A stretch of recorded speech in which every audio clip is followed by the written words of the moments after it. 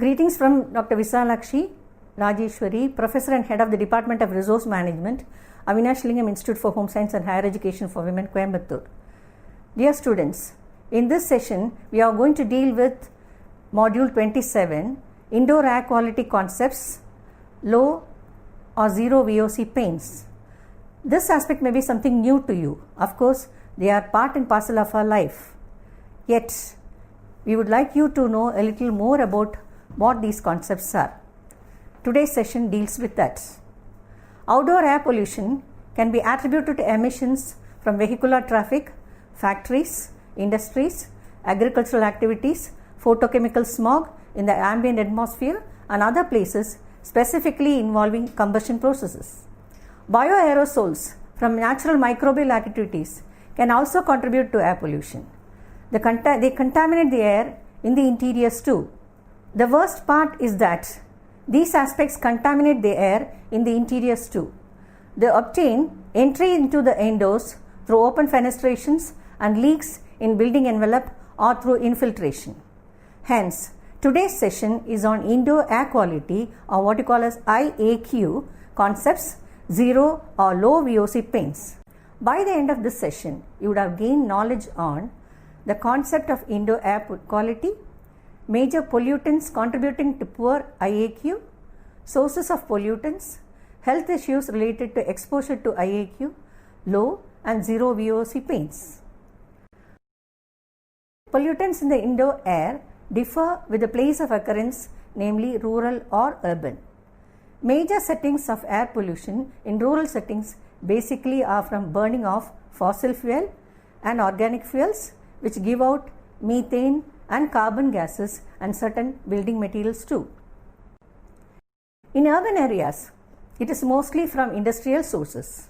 Oxides of nitrogen, carbon and sulfur, particulate matter, hydrocarbons, ozone and many other photochemical oxidants share the composition of pollutants in the air emerging from urban areas. In addition, radon from building materials, water and soil, formaldehyde from insulation, asbestos, mercury, man-made mineral fibers, VOC from paints, allergens, tobacco smoke and presence of microbes also contributed to pollution and ultimately ill health of urban population. These pollutants tend to recirculate and achieve higher concentrations, especially in air-conditioned rooms where the ventilation level is maintained low. Evidently, sources of air pollution in the interior of buildings are effectively through the double concentrations of pollutants from the ambient environment plus those generated within the buildings. The significant fact to be noted is that indoor air can be polluted by either a specific source or several sources. They may be generated daily, periodically, or once in a while. It's because the pollutants contributing to indoor air pollution and thereby the indoor air quality emerge from multiple sources and multiple products. Have a look at the next slide to gain idea on the main pollutants and their sources. Building materials, furnishings, appliances and cleaning agents are the main sources of volatile emissions and particulate matter.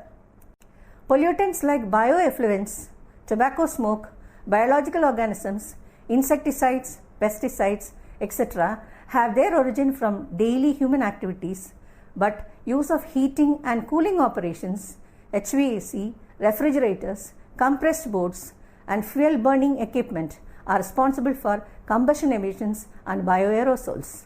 It is very evident that the sources of indoor pollutants more or less emerge only from man's activities. It's also very clear that even routine activities that get along smoothly cause air pollution without even people noticing it. It is evident that many of the products in day-to-day use are precursors to indoor pollution. There are different types of air pollutants. For ease, they can be classified under 7 groups, namely combustion products, volatile organic chemicals, respirable particles, respiratory products from human breathing, biological origin and bioaerosols, radionuclides and odors. Each pollutant in turn give out specific pollutants into the environment, as you see in the table. These facts highlight the fact that throughout people are exposed to pollutants of a multiple kind, irrespective of wherever they are. Having come to know the sources of indoor air pollutants, it is inevitable people come to know about indoor air quality, IAQ in short, and their influence on personal health and how it is caused. What are the impacts on air quality? Pollutants cannot become health hazards just by their presence in the environment, here in the indoor area. When the concentration of pollutants goes beyond a particular or optimal level, coupled with the time of exposure of the person to such concentrations, it can lead to health hazards. Individual health status, where one is more susceptible to effects of pollutants, also ends up in harmful effects. Issues encountered with pollutants hence are not just dependent on the nature of pollutants and exposure time alone, but also on the provisions made for sending such pollutants out into the ambient air from inside. This warrants provision of adequate ventilation facilities. Improper ventilation in rooms result mainly in increasing pollutant concentrations considered detrimental to health. Therefore, good indoor air quality can be ensured only by planned buildings with adequate ventilation and avoidance of polluting products, purely a human endeavor. The extent to which the indoor environment can affect human health is dependent upon these four major interdependent aspects: physical factors, indoor air pollutant species, rate of emission, and adequacy or inadequacy of ventilation. Proper selection, planning, and execution of these aspects decide how the indoor environment can address indoor air quality and influence human health status. It can therefore be assumed that human activity is the root cause of good or poor indoor air quality. In this context, let us see the major pollutants and how they contaminate the environment. Products used by people in day-to-day activities like air fresheners, waxes and polishes used on furniture, various cleaning solutions, paints, pesticides, fabric softeners, protectors, deodorants, all have inorganic or organic chemicals in their composition which pollute indoor air. Similarly, human beings get along involuntarily with their regular metabolic activities like respiration, perspiration, release of water vapor, heat and odors, and other life-sustaining activities like food preparation and storage. Prima facie, they don't seem to be in any way harmful, but in fact, these reduce the concentration level of oxygen in the interior and increase carbon dioxide levels. If there are smokers in the family, the nature of pollution need not be explained. Another important source of pollution in the interior is fuel used and the combustion processes adopted by the family. Kitchens designed with poor ventilation, placing stove at floor level, and improper use of vessels with incompatible base also account for high concentration of pollutants while using LPG. The components in the products used by people further add to the pollution factor, though people are quite unaware of it. Majority of the products used contain synthetic polymers as essential ingredients. Furniture and furnishings people use are best examples. They are the major sources of organic and microbiological pollutants in indoor environments. Binding materials used in making and or laying furniture and furnishing are the next culprits. Various kinds of resins and adhesives are used in joineries. Such resins and adhesives contain an organic compound called formaldehyde. Formaldehyde is a major pollutant. Exposure to this gas at levels over and above 0.1 ppm, that is parts per million, can be detrimental to health. Health effects manifest as irritation in the eyes, nose and throat, cough, fatigue, wheezing, rashes in the skin and other allergic symptoms. In some people, it can also cause cancer. Very significant but less known sources of formaldehyde in interiors are from pressed wood products, These contaminate the air circulating indoors.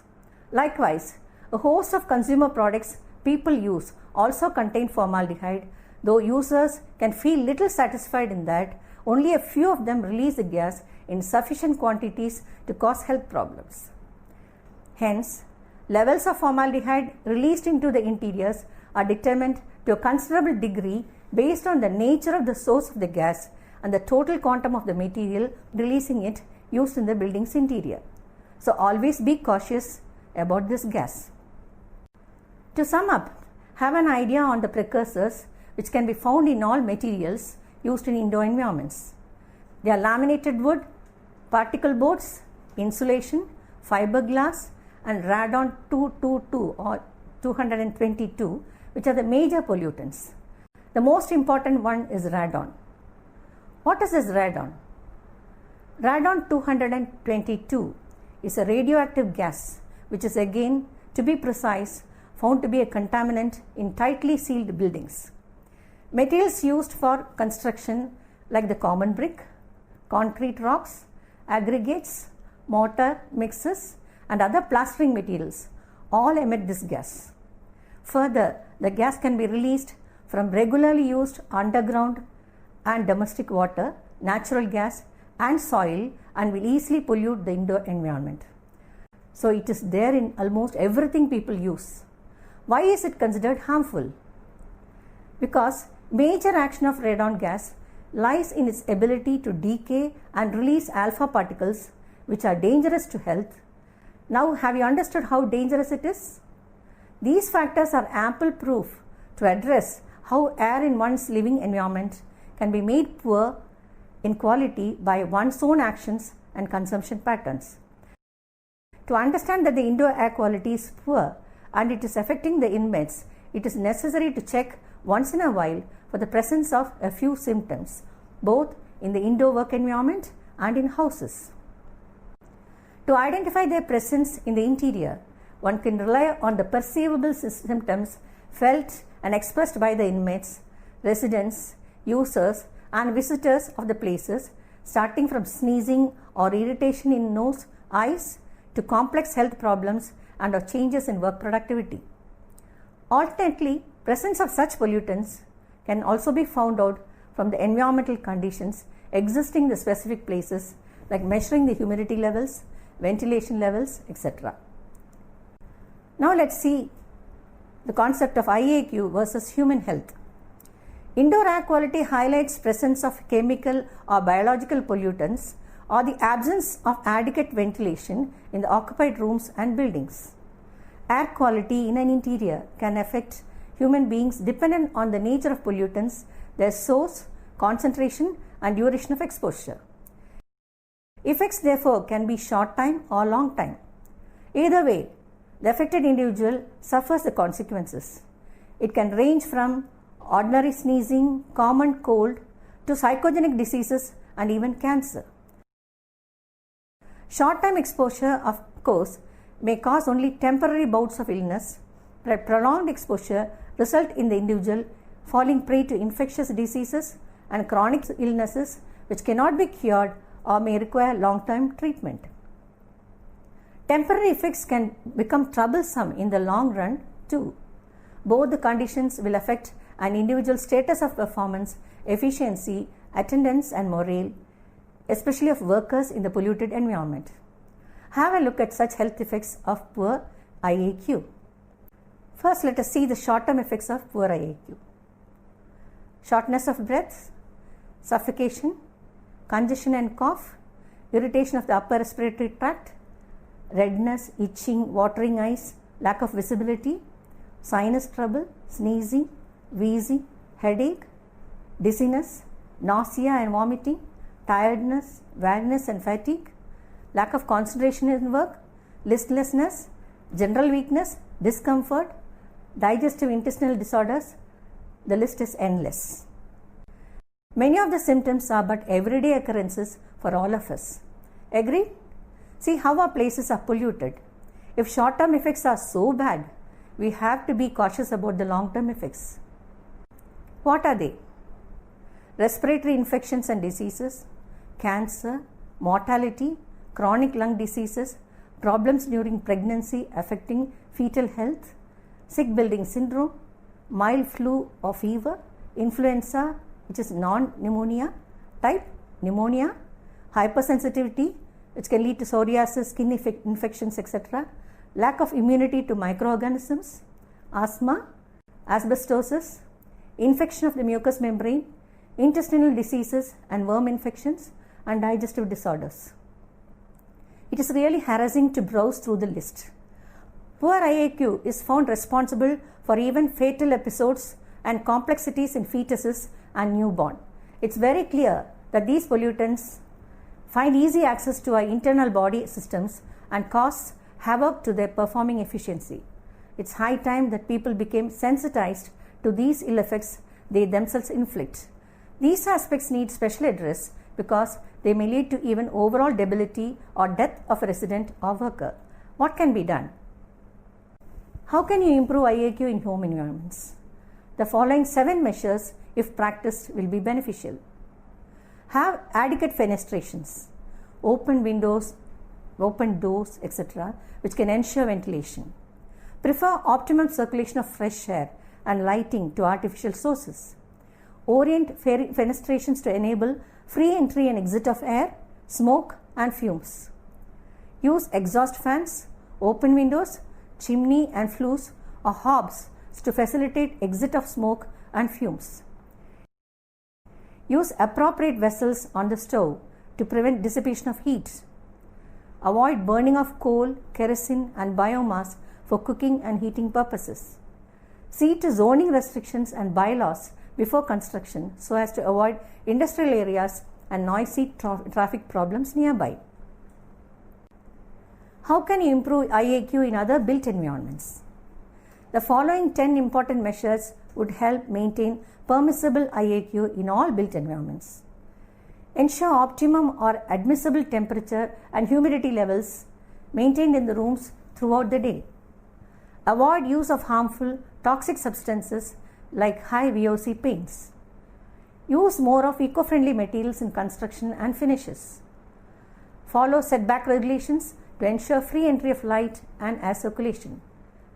Choose pressed wood products which are of lower emitting quality for construction and furniture. Prefer those with phenol resins to those containing urea resins. Ensure mechanical air circulation in large spaces with more inhabitants using air conditioners and dehumidifiers. Curtail overcrowding in interiors, especially offices and public spaces. Be cautious about the content of formaldehyde in furniture and furnishings.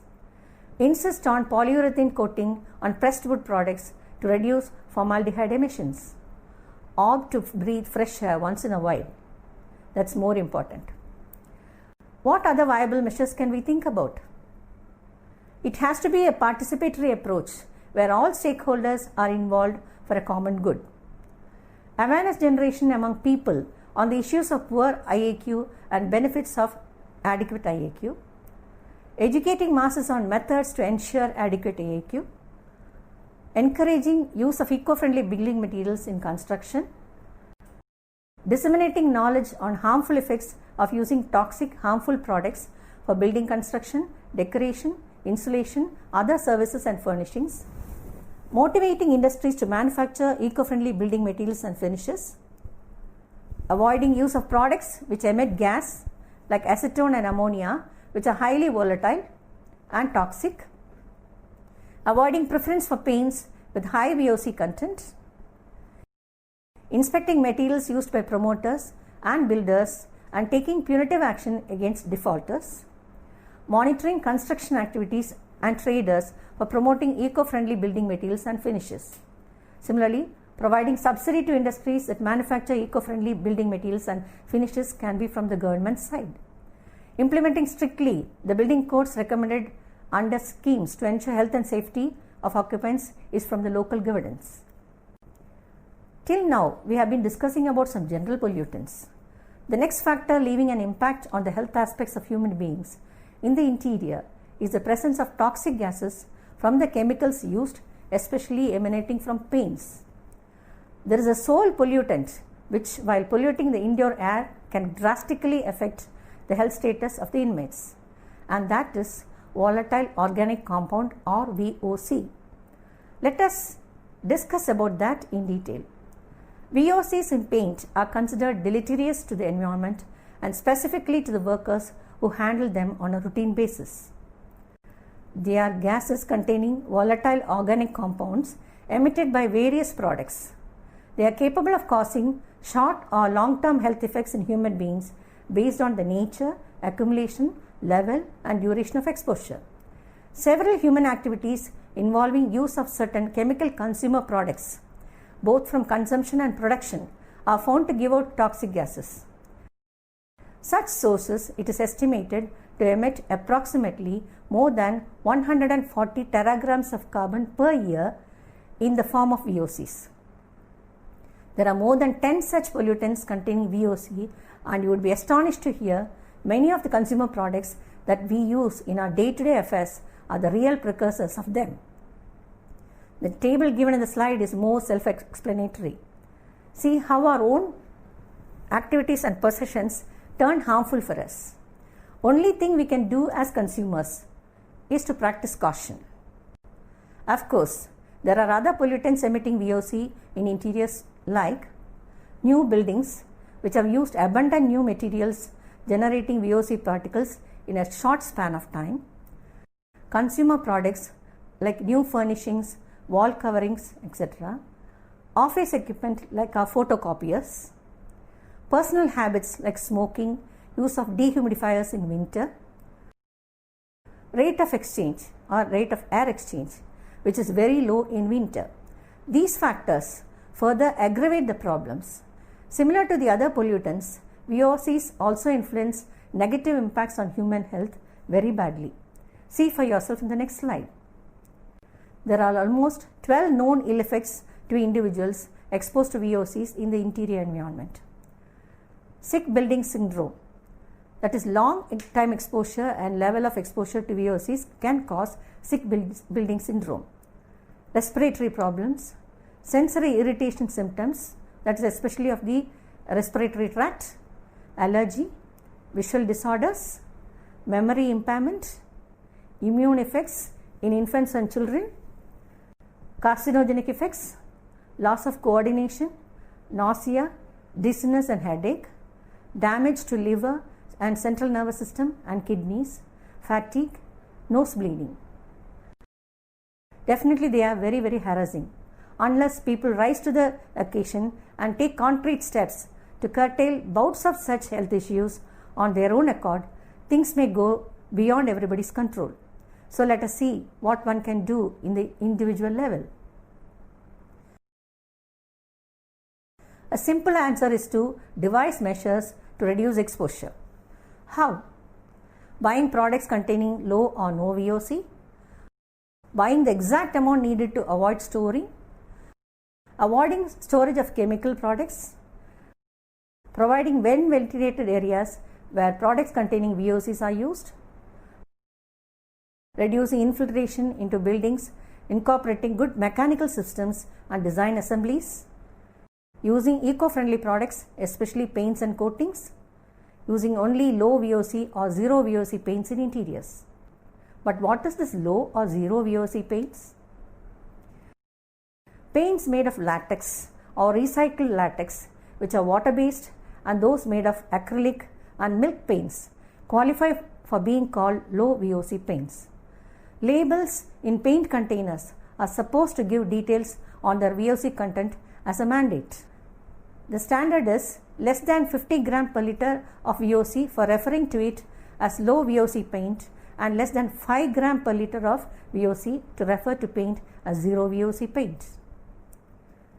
So these issues, as we understand, therefore are not individual affairs. They have to be approached on a large scale, but only by the beneficiaries, that is occupants of the buildings, but also all the stakeholders who have stakes in this aspect, like industries, companies, builders, promoters, architects, civil engineers, government officers, PW, town planning, housing board, all of them, and the local governance, all have a stake in it. Above all, every individual should take personal responsibility for the space he uses, either at home, workplace, or a public space, to safeguard his/her personal health, as it is believed that the indoor air is 5 times more polluted than the external air. Let us pledge to take individual care of ourselves. Have in mind the 3 maxims: prevention is better than cure, charity begins at home, and self-help is the best help. Thank you.